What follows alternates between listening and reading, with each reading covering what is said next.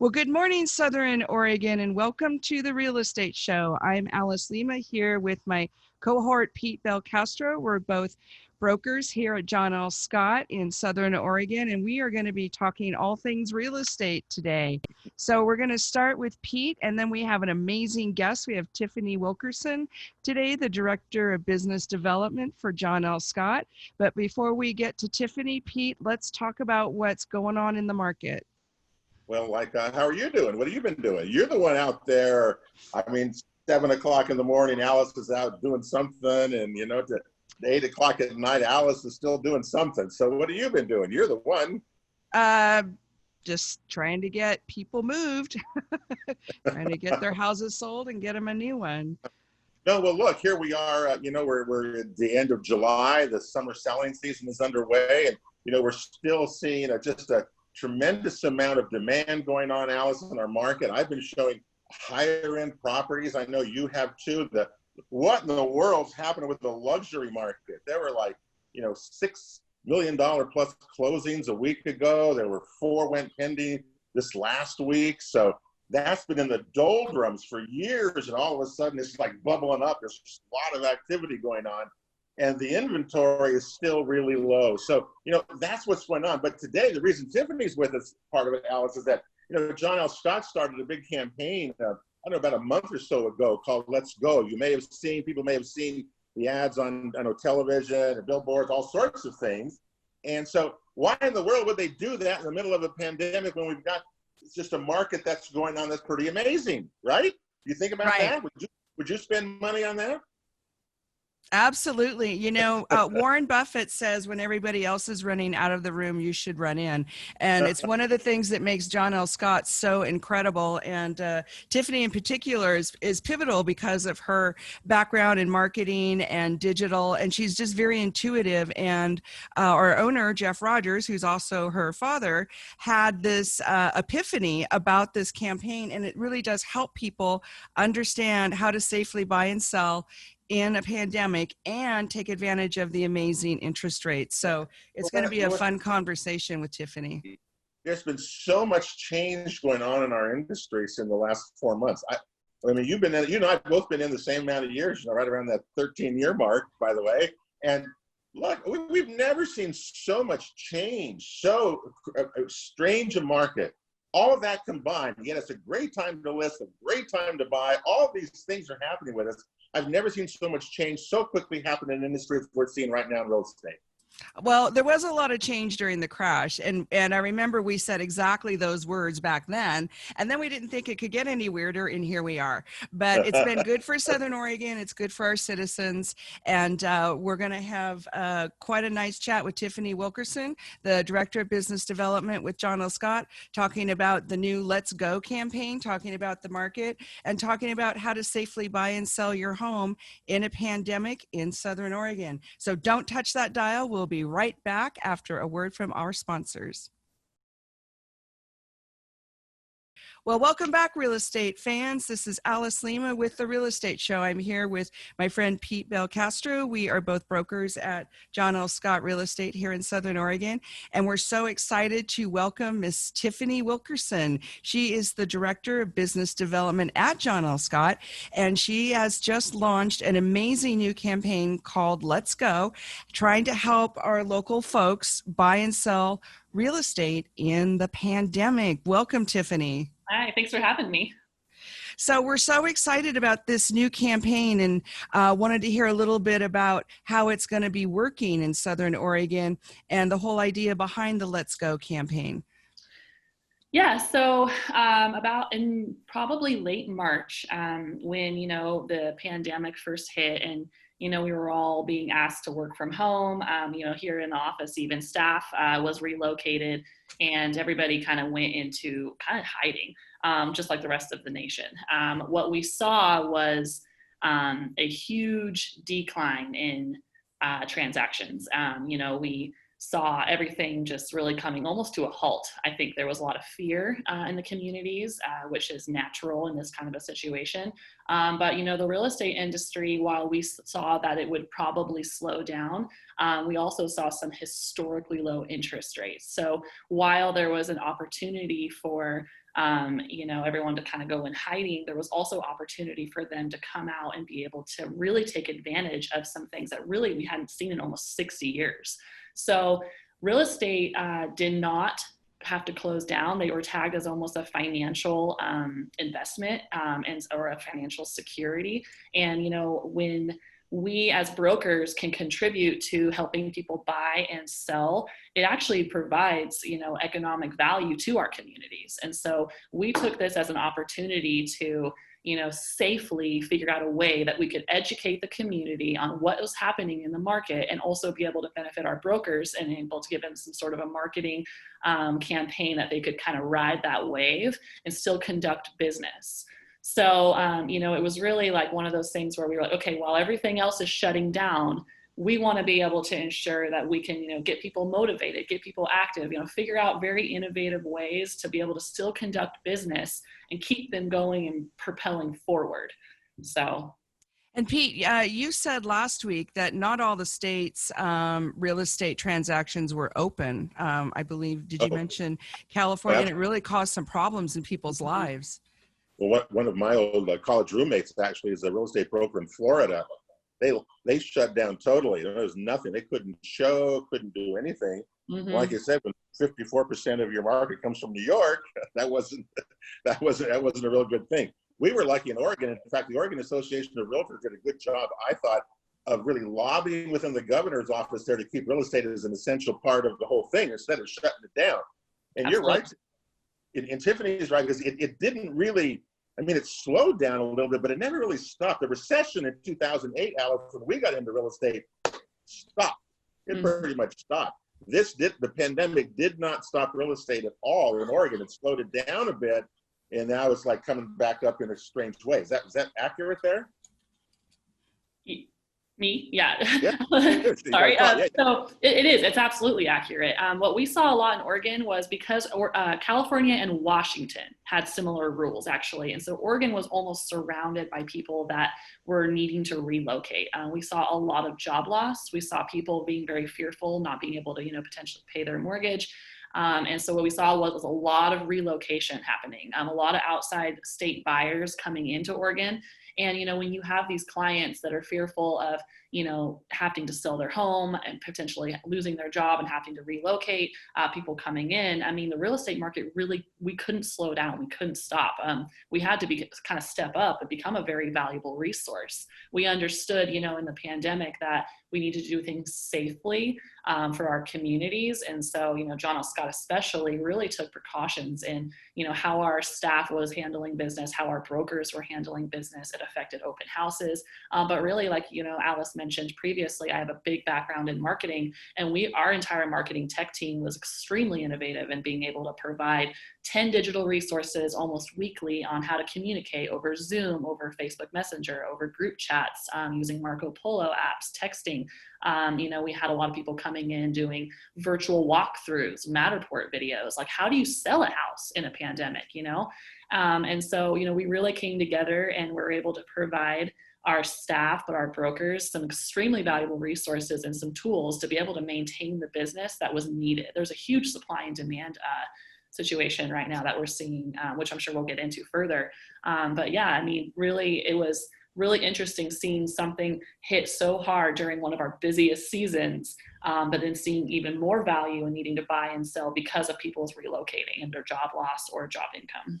And it was really kind of surprising. Pete and I were wondering when this all happened, if the market would slow down and stay slow. And then, as you said, Oregon was surrounded by these states that had these severe lockdowns. And both Pete and I had people literally creeping over the border, trying not to let their governors know where they were. And they were buying houses here and then going home and moving. It was really eerie. Yeah, exactly. Yeah, I heard a lot of stories about things like that. I know, earlier in this conversation, we were talking a little bit about the luxury market. What we're seeing a lot is rural properties being sold, which are usually a little bit of a higher price tag. You got all those California buyers coming in that can afford to pay cash for, because obviously right now with the supply and demand issue, we're seeing an extremely increase in home value, 5.2% from last year. So, we are going to potentially seeing that it might start slowing down. But as of right now, I mean, people are receiving 98% of their asking price of their homes. They're selling extremely fast. Homes on the market, days on the market right now are almost half as much as they were last year. So if you do sell a house in California, Washington, anywhere, I mean, you're basically most likely going to be getting a cash offer, and you bring those funds over into Oregon. I mean, that is just benefiting our luxury market here locally, because people are being able to afford, anything from $750 and beyond. Right now, we only have 1.6 months of inventory for $750,000 to $1 million. And that was more like 2 years, not that long ago. Yeah. Very long ago. Well, here's one of the strange things that's going on with it. And that's why you did by the way, your Let's Go campaign here. Alice, do you have yours, by the way? I do. Anyway, if you see those, but it was because listings, and then they're really down. Let me just tell you just a little bit how far, Alice, they're down. I counted them just today. There's 488 residential listings in Jackson County, just residential listings, okay? I went back and looked at 5 years ago, there were 1,149. In 2014, there were 1,300 listings at the same time in July as there are today. So we are down like almost 1,000 listings from that 2014 time where we are today. Mm-hmm. So why do you two think, Tiffany, you're a marketing person, why are we in this situation? It's kind of unprecedented for the 13 years I've been doing this. I mean, personally, I think a lot of it is, people are afraid. They're fearful of selling their house. And in all honesty, if they sell their house, where are they going to go? That's another big thing, is if they sell their house, what's going to happen? Where are they going to be able to relocate? But what I think is a good issue to, educate our clients on, and the public, if they're getting all their information only from the newspaper, the news, that kind of a thing, they're extremely uneducated on honestly how the real estate market's actually doing. So in one of those kind of situations, this is also a great opportunity to upgrade your home. With these historically low interest rates right now, like I said, we haven't seen these in 40, 60 years. I mean, people are able to get a lot more house for their dollar at the moment. So if they can afford to potentially sell their home, they will be able to afford something or upgrade. So right now is one of the most beneficial times to sell and upgrade, or look for that pool, look for that home office, look for whatever they've been dreaming of, if they're in a position to be able to do so. And that was one of the biggest things with our campaign, was educating people on the value of selling their home, upgrading it, looking for that, new big backyard or RV parking or whatever they've been looking for, for years. And especially doing it right now, because historically we have seen a huge surge of listings that will come in the next month or two. I truly believe that, when people do start kind of. So we're going to hold you to that. Okay. Now, Alice, did you hear that one? Well, I subscribe to that belief as well. And I've been telling all of my sellers, if you want to sell at all in the next 18 months, do it right now, because we're already seeing prices go down in the urban areas across the country that were just 6 months ago, you had to be a millionaire to live downtown somewhere, fill in the blank. And those are starting to dip. And I think our market is coming within the next 6 months. So I agree with Tiffany 100%. Okay, but you two are both saying you're both going to see a surge of listings coming then between now and September. And price softening, not a crash, but a little dippity do. This is just my opinion. And Tiffany, you can jump in with your opinion. All right. No, I absolutely believe that. Just last week, I was looking at a CoreLogic report saying we're going to start seeing a little bit of a softening. Like I said, I mentioned a little bit ago, prices right now are about 5.2% higher than they were last year in terms of home appreciation value. But we will start seeing that dip. And I think what will happen is more inventory is going to come onto the market. Like I said, historically, around August, September, we do start seeing that surge of listings, especially, according to some NAR stats that I saw about a month ago. And, you know, it's looking like that's going to happen. You know, all of that is proof that we will see this surge of listings. And so a big part of that campaign was encouraging people, if you are thinking about selling, if you want to upgrade your home, lock down those interest rates right now, because it's going to benefit you in the long run to be able to get yourself into a price where you're going to receive top value for your home. You're going to be able to sell extremely fast and be able to upgrade to something that you may have, you know, always dreamed of having. I notice the parties are more cooperative right now too. It's when you have a real distinctive market, like a real seller's market, then the sellers are very large and in charge, and they behave that way. And in the same in a buyer's market. So in a buyer's market, you know, during the crash, Pete, you remember it was so you had a lot of choices as a buyer, but it was so hard to get a transaction done because of the distress, the emotion. People were being forced to sell. It's not a fun market for anybody, in my opinion. Well, you're right, and I've heard, you know, the big ifs though, and what you two are saying to me is that we don't know what's going to happen yet with schools. What are they going to do? How is it going to affect families and parents and teachers and the whole thing? Would you send your kids back to school right now if you have your kids? We have school age kids. Well, I don't have to make that choice. However, from the evidence, you know, people have to make those choices themselves. But, you know, sports is certainly going to be moved over, I'm sure, into the fall and things like that. So how that's going to affect the real estate market going forward, I'm not sure. If you two are right that there's going to be a surge of listings with all of this, and I think a lot of the problems we see right now are going to be gone, because we don't have a lot of inventory to look at. And no matter what category you're looking right now, there's simply not much out there, and buyers are just picking up what they can right now because they're desperate right now to find something. You know, and that's what's driving it. But as long as interest rates, my goodness, are 2.75%, geez, that's just incredible. And they're lower if you're VA. They're lower than that if you're a veteran. No, it's amazing. So hold that thought, because we've got a commercial break coming up here, and we have got so much to talk about with Pete Belcastro, Tiffany Wilkerson, who is the Director of Business Development at John L. Scott here in Southern Oregon. Do not touch that dial. You're going to learn more in the next half hour than you're going to learn all week from the news. So stay tuned, and we'll be right back. Well, welcome back to the Real Estate Show. I'm Alice Lema here with Pete Belcastro. We're both brokers at John L. Scott here in Southern Oregon. We're having a lively discussion with Tiffany Wilkerson, who's the Director of Business Development for John L. Scott, talking about the effects of the pandemic and the new John L. Scott Let's Go campaign and all of the different predictions that we have regarding what's going to happen with our Southern Oregon market. And right before we went to commercial, Pete, you were just making some very good points. Why don't you continue on with that thought? I was just going to say, and Tiffany might find this interesting. I think it was Alice, in the first part of mid-June, so it was a couple of months ago, to be honest, about now, we noticed that the total number of sales, so like last week in Jackson County, there were 97 closed sales in the county. And we noticed about mid-June that over half of them started to be in the higher price category. Those are above $350,000. That has continued every week.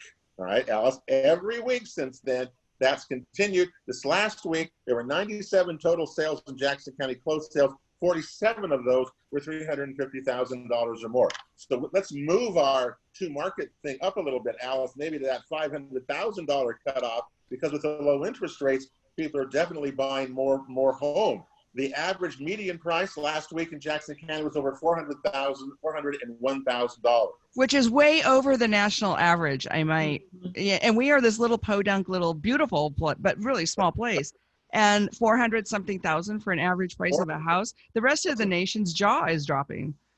Yeah, and that's for, 401,000. So you can see what our market is doing. And again, but we also had 124 pending sales last week that went out the door, that took off the market. You had that 97 closed sales, and those were not replaced by that many new listings. And that continues to be why Tiffany and John L. Scott's doing this campaign, to make people aware of what the current market situation is. You know what's not in there though, Pete, is the back on markets. The back on markets are higher than they were even just a few weeks ago. Buyers are pulling the trigger way too fast and they're getting cold feet, or something else is coming on the market. So I think maybe we'll start tracking that week to week because it does affect how people feel about the market in general. Hmm. Well, I know I've just been showing a lot of rural properties, as you know, with a little bit of acreage, and boy, I'll tell you, those are really hot properties. There's a lot of people looking for those, and that's kind of driving a lot of this too. But it's overall, don't you think? I mean, Tiffany, you would talk to other agents, you know, as well, or we're so busy times working. But do you see that, or other agents saying that same thing? Yes, honestly, they are. I work mostly with agents in regards to how to take advantage of the current campaign, how to have those conversations with their clients and encouraging them to sell their home and the reasons why. Another interesting thing that I have been hearing a lot about, and I'd be curious if the two of you are experiencing this as well, but those, outside buyers, maybe out of state buyers are doing a lot of vacation home purchases too. So, we are seeing a lot of people purchasing land, something a bit more rural, and, being able to take advantage of those interest rates and paying cash for something along the lines that they can then turn into some sort of an Airbnb or some sort of vacation rental that they have, or a vacation home, like a secondary home for when something like this does happen again. They can kind of go to that rural home they haven't worked in and, stay there for a few months and kind of get away from all of the chaos. So I don't know if you guys are experiencing some of that, but I have had quite a few agents mentioning that the whole purchasing of a second vacation, wouldn't that be nice? Purchasing that second vacation home has been a pretty big purchase recently from out-of-state buyers as well. Okay, with people able to work at home more, and you did that for a while, I know. We were out there. That's changing the way we're viewing this also. Some of the buyers that I've had, and we've sold them, they've gotten rural properties because they wanted to be able to work from there. And so having internet access, satellite access, they needed to have sort of access to become a big thing because they work from a home. They're always on their, their phones, etc. And that's become a big thing as well. So yes, I've heard that. Alice, have you? I mean, I've heard that all the time now. Oh, yeah, absolutely. In fact, just in the last few days, I've started changing not only my own investment model, but advising my other investors, especially if they do rehab, because you want to start adding second master suites. You want to start making things wheelchair wide, even if you don't do the full ADA handicap in your rentals or in your investment properties. And additionally, start adding an office space or a quote homeschool space, because I talk to so many teachers that are my clients. I have so many parents that are my clients. I don't know anybody that wants to go back to school. And I think that is going to be a game changer. And if you are an investor and you can start rehabbing your properties little by little and adding these additional spaces, that you're going to be the one to always have the best tenants and the top rent. Okay. Well, I don't think we're going to have a lot of listings coming up, and another reason there. People took, when the COVID hit, you saw what Home Depot and you saw what it was like at the Grange and all these places were doing. Huge businesses. We had a lot of people really fixed up their places that they had wanted to do. They were home. A lot of home improvement took off. Maybe a lot of these people also say, I just finished this project. I want to keep it here for a while and use it before I sell it. That's the thing. I've heard that a lot from folks who said, I finally got my house the way I did it. I had time to do it. And so we're seeing that play out also. So anyway, we hear lots of different things, don't we? It's just fascinating what people are going through and how each one of us individually and collectively are dealing with this and what we decide to do. It's really interesting. But that's why it's so important to talk to John L. Scott agents and management.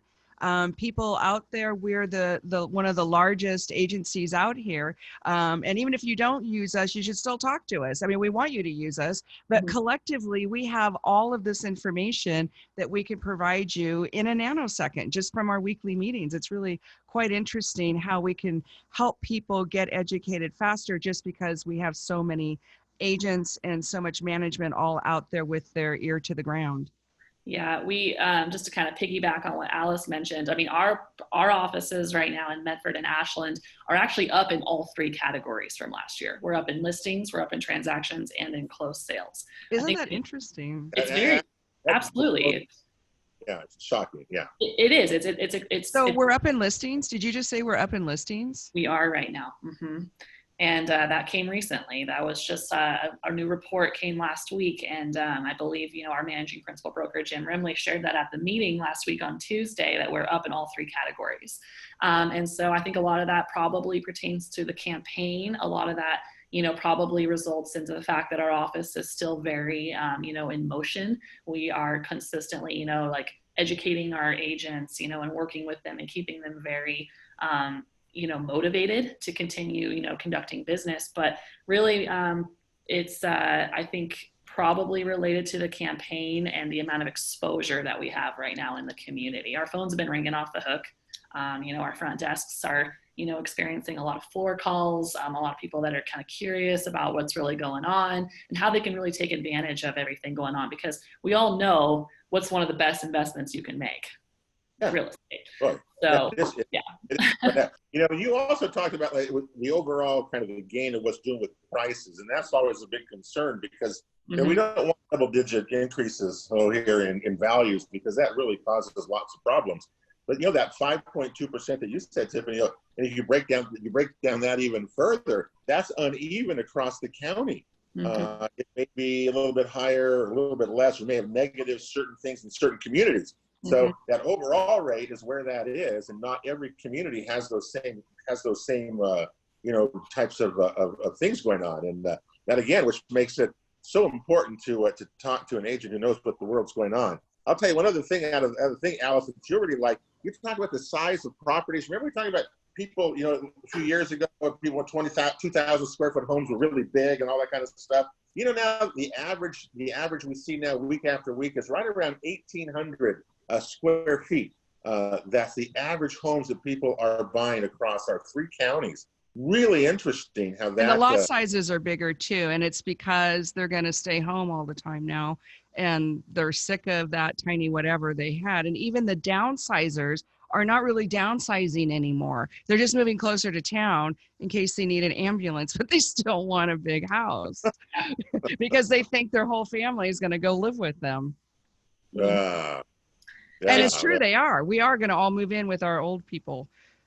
It's true. It's, this pandemic has really kind of honestly, it's the new norm. Like I said this in the very beginning, it's important, as humans, that we maintain some kind of connection, though. I know this whole social distancing thing has been like a phrase that we've seen very frequently, but really in all essence, we should be socially connecting and physically distancing. And so that's really what we preach at our office is, call your friends, call your family, call your clients, just check on them, make sure they're okay. And that's more of a relationship tactic that we take here very seriously at John L. Scott. I reach out to our agents, potentially all the time just to make sure they're doing all right. And you're right, that they all just want to stay at home. They want to be there with their office, with their family, with, their whatever they need. And so it's just interesting that people are really, really right now taking to the initiative, like, what is it that I need? If I was going to stay home for the rest of my life, or even in the next couple of years, because we really don't know what this pandemic's going to do.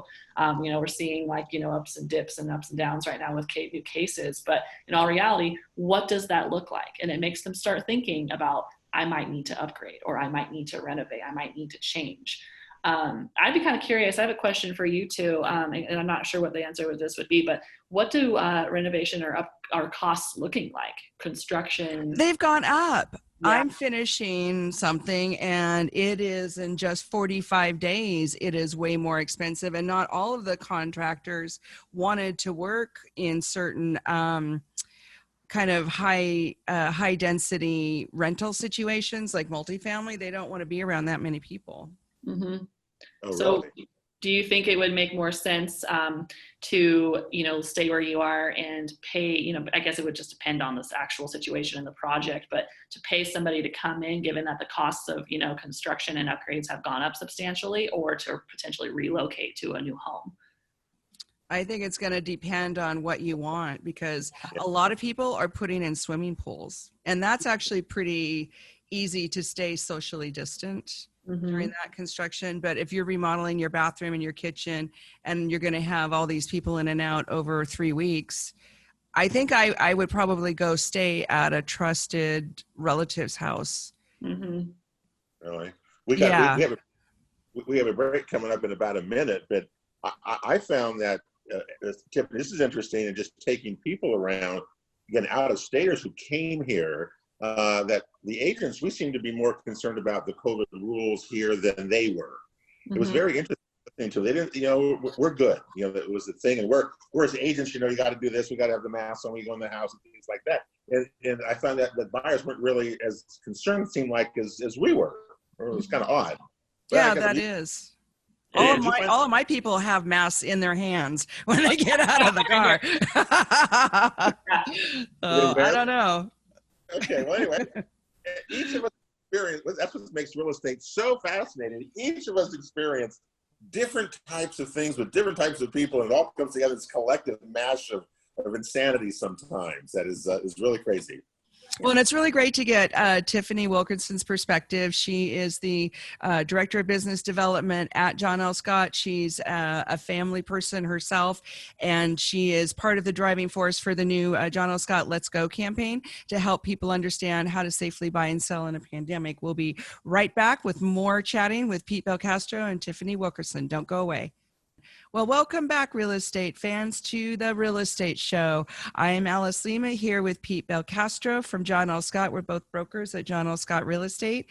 We're here talking to Tiffany Wilkerson, who's the Director of Business Development at John L. Scott, talking about safely buying and selling in the pandemic. But just a reminder that we have an amazing website, realestateshoworegon.com, and we have 11 years.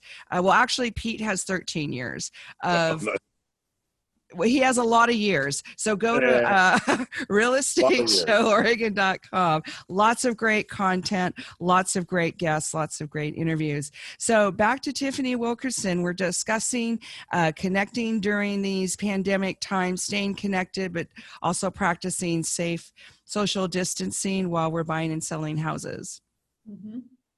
So, yeah, I mean, we were mentioning earlier, one of my biggest things, during this was, checking on people.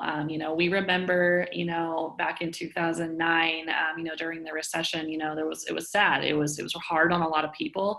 And I think there was some fear of, not only were we dealing with a pandemic, a disease, that was unfortunately, killing, people and families. And, it was also one of those things where we're also dealing with a potential economic shutdown. I mean, very, very, very different situation. And with uncertainty and not knowing what's going to happen, that causes a lot of panic and fear, stress, which can result to, unfortunately, really negative situations. And so, as an office, one of my biggest roles is actually, relationships, like broker relationships, building, connecting, ensuring that, everybody's in an okay place. And so I really took, an initiative to call everybody and just make sure, hey, how are you doing today? Is there anything I can help you with? Did you have any questions? We were all learning new technology. We were learning how to, connect over screens, and so for some people that were very like to physically hug and see people, I'm also a people person. I know I could tell it was really, it was hard. And so, with our brokers, it was the same, like reach out to, your clients and are they okay? Some people working their entire lives on these businesses were shut down and, you have to contact them and, are you in an okay place? Is everything, is there anything I can personally help you with? I think we were so incredibly fortunate as real estate brokers to be able to still conduct business. And so for that matter, I felt like it was our responsibility to be able to, you didn't have to, some people said, should I not be posting, anything on Facebook? I don't want to, be putting, the fact that, hey, I can still work and you can't, kind of a thing. I was like, no, don't look at it like that way. And, by being able to work and conduct business, we're being able to contribute to our communities and economy. And so being able to, help people. And so when it came to that, I really encouraged our agents to support local businesses, support, if you can, buy those gift cards. We have this little contest in the office right now. If you, I think Alice, I'm pretty sure you won one. You can, if you get a new listing, we pull from a hat and that agent wins a gift certificate to a local business here in Southern Oregon. And it's just another way that we can, just support anybody local within our community and, try to be able to help out as much as we possibly can. Yeah. And, it was a tricky thing because I do a lot of social media and a lot of videos, and it was just acknowledging that real estate agents are important. We're an important part of life's network and life's changing direction. And we had people passing away during, not from the corona, but natural causes, and probates needed to be settled. We had people getting married. We had people getting divorced. We had people having triplets unexpectedly. All those life changes in these situations required the help of a realtor. And it was so great that our governor let us work. Absolutely. I agree. Like job relocating, people just that were, asked to relocate to a different state during this time, or people coming in from a different state, and really our services were required and needed and are still needed. And so I agree with you. It was great that we were able to still maintain that, business. And honestly, being able to work for our company, having such innovative, ways to be able to still do business, everything done remotely. It was really incredible to see everybody come together and really support each other as well. Yeah, and Pete and I didn't really miss a beat. We talked about it during the whole shutdown, that we were still, out there. We were still doing the radio show. We did have to move out of the radio station, and we haven't moved back. Have we, Pete? No, we haven't. When this hit, we would meet in the parking lots and have coffee, and pull the cars up in strange ways so we could talk social distancing and stuff like that. It was, everything changed and everything is different. And man, I'm telling you, I can't wait to see how we go forward. I'm always amazed. Alice always talks about the need to move. People were involved. They had to go. They had no choice or whatever. Now we're seeing more of those, I'm optimistic. I've got things to do. I've got these plans in my life. I don't want this to stop me. I still have the ability to do that. And many of them look at it because if I'm going somewhere, I can buy something right now at 2.75% interest rates, which they're touting all over the place.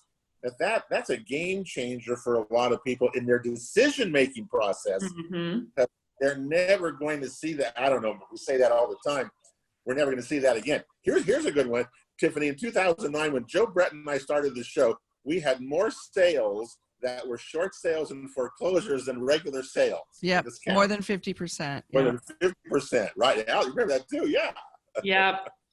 Jim, we did mention a couple weeks ago that I think it was last month, I think about 12% of people did not make their mortgage payment on time. And so that was actually something that, we were talking to our agents about, is to start looking for those, unfortunately, those foreclosures that could potentially happen.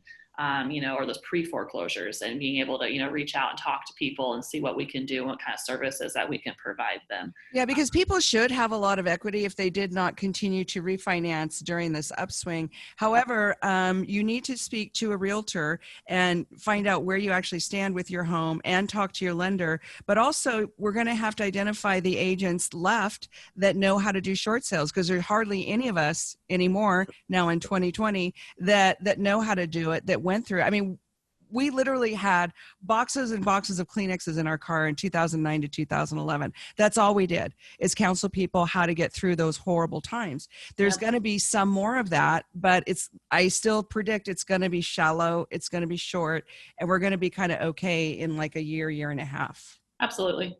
I agree with you. I don't think we're going to see another 2009 by any No, because we're not having an economic meltdown. This is more like a disaster of a hurricane or an earthquake or something, where you have an event.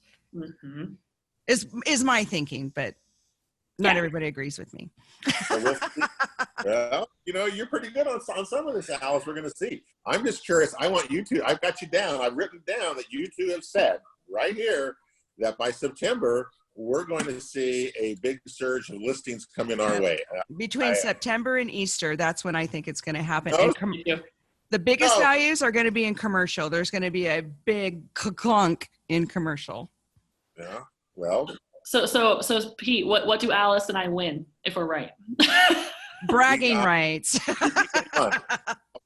To lunch, because I hope you're right. I mean, I really do. But like I say, there's so many circumstances, so many uncertainties that I know people are going through, that again, they've got to, each person has to, make the decision themselves. And anyway, we're going to see what happens. But right now, it's a pretty fascinating market that is active, and people need to participate in it. If you're going to do it, then jump in. Let's go right now, right? Let's go. Here it is.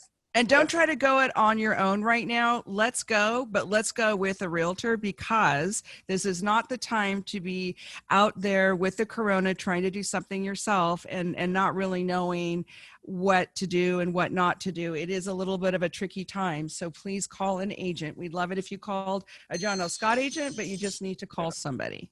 Yeah. Hey, thanks, Tiffany, for joining us today. It was great. You're welcome. Yeah, thank you for having me. This was super fun. All right, Southern Oregon, have a beautiful weekend. You can get a repeat of this show tomorrow, Sunday at 6 p.m. on KCMX News Talk Radio 880 AM. It's been so fun being with you again. Have a beautiful weekend. We'll see you next week. Bye. Bye.